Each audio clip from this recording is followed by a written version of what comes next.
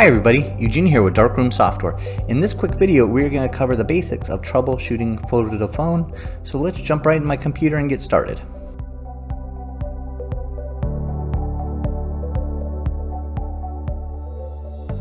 Okay, so this video is primarily going to cover Darkroom Phone and Twilio, and the reason for that is the email to text option is being discontinued by AT&T in June. So that in the future will not be a very reliable option. I imagine more carriers are going to follow suit, so we do not recommend that option moving forward.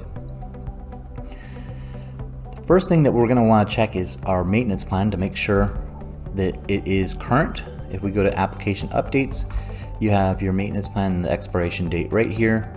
You want to make sure that that has not expired because Darkroom Phone does require a current maintenance plan, and Twilio needs a current maintenance plan for temporary storage. So you'll want to make sure that the maintenance plan is current and that you're on a reasonably current version. If you're looking at my computer, this is a beta version, so you won't actually, more than likely you won't see this build number, but you want to make sure that you are on a current version. If we go to our email and online accounts, you can see that I have Darkroom Phone and it's authorized. This actually doesn't even need to be there as long as you're on a current maintenance plan.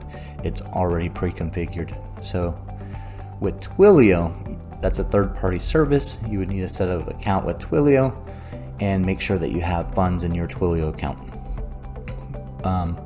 Next thing we're going to do is look at the photo to phone options and see what option we're currently using. So by default it should select Darkroom Phone, but this is an option where you can switch between the two. So if you're no longer using Twilio, you just want to make sure that Darkroom Phone is selected, but if you want to use your Twilio account, you would select it there. So another small thing but important thing is you want to make sure that you have internet. Now, you don't necessarily need internet at the event.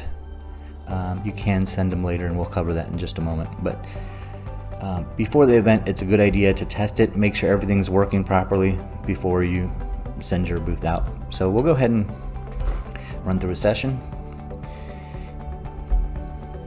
and we'll select photo to phone, enter a phone number, and it should take just a couple seconds for the message to send, and you should hear a little chime on my phone.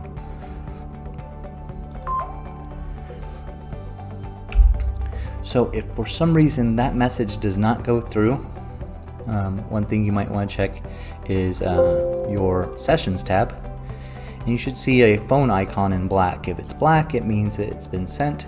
If it's gray, it means it's incomplete. That would be along the lines of not having an internet connection. So once you do connect to the internet, you can